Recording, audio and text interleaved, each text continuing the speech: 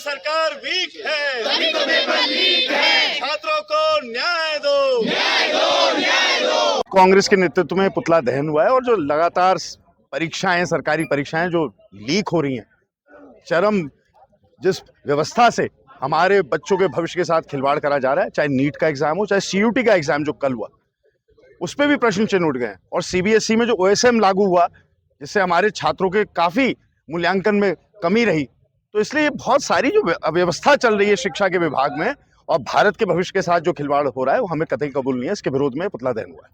हम अधीन हो गए इजरायल के और अमेरिका के। इजरायल और अमेरिका जो चाहेगा वैसे विश्व में होगा।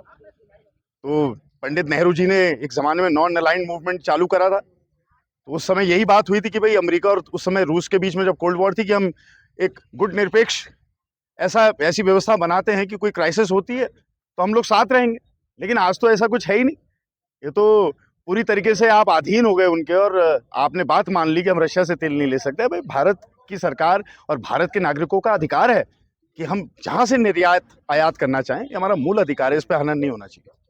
तो आप देख रहे हो कि नीट के पेपर, कभी सीयूटी के, कभी सीबीएसई के अंदर जो पैटर्न है, जिस वजह से बच्चों के मार्क्स जो है नहीं आ पाए, डिप्रेशन में चले गए।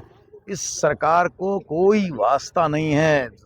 केंद्र में बैठे हुए माननीय शिक्षा मंत्री जी, थोड़ा सा आपके अंदर, थोड़ा सा भी अगर यूथ के लिए, इस देश के बच्चों के लिए अगर थोड़ा सा भी शर्म कहीं बाकी है, तो आप इस्तीफा देना चाहिए आपको। लोगों ने बड़े बड़े, लाल बहादुर शास्त्री तक ने इस्तीफा दिया था। सीखो, अपने पूर्ववर्ती, अपने ही पार्टी के लोगों से सीखो, उन्होंने भी दिया था।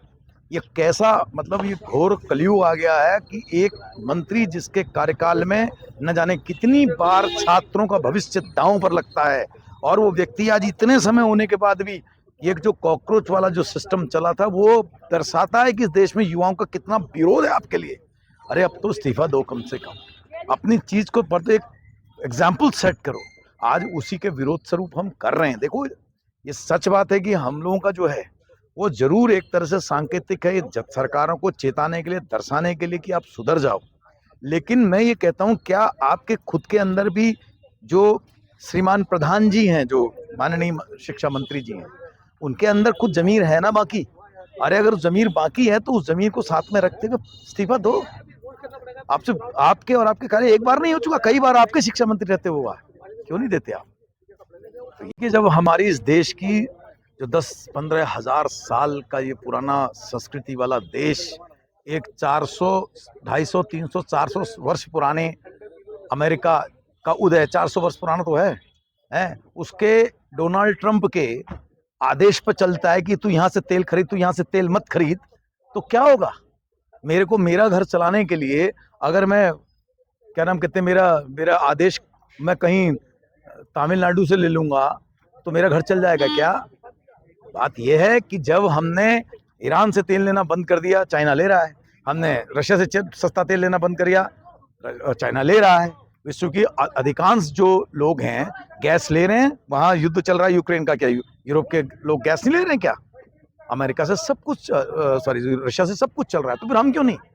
हम ही, हमारे 140 करोड़ हमारे पर प्रेशर, हमारे ये कभी माननीय इस देश के जो नीति निर्धारक है वो भी तो ये कहते थे कि प्रेशर बनाने की क्षमता हम पर है। 140 करोड़ लोगों का हमारा देश है और हम कुछ नहीं कर पा रहे हैं। ये फ्रस्ट्रेशन है देश के अंदर लोगों का। आप बढ़ाते जाइए गैस, लोगों का सिलेंडर की तरह लोगों का गुस्सा किस दिन फूटेगा, लोग सब सड़कों पे आएंगे। इस तरह की स्थिति इस देश की बन गई है।